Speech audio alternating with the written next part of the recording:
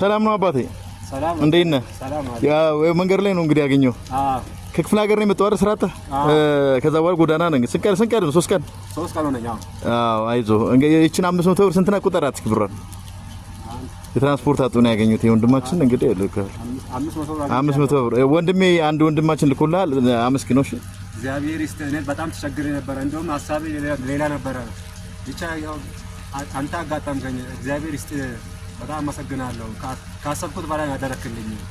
በጣም ጎዳና ላይ ነበርካ ጎዳና ነበርኩ ተስፋ ቆርጬ በእግሬ እየተራመድኩ ነበር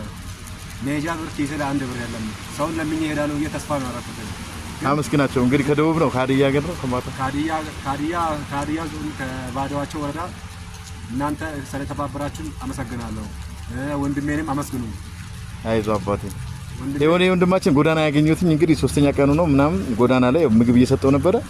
ችምብር 500 ብር አንድ ሰው ልኮለታል የትራንስፖርት የቅርብ ሀገር ስለሆነ እንግዲህ ወደ ሀገር ግባ አመስግናቸው ሁሉንም እሺ ወንድሜ ሁላችሁ ቤተሰብ የተባለ ሁሉም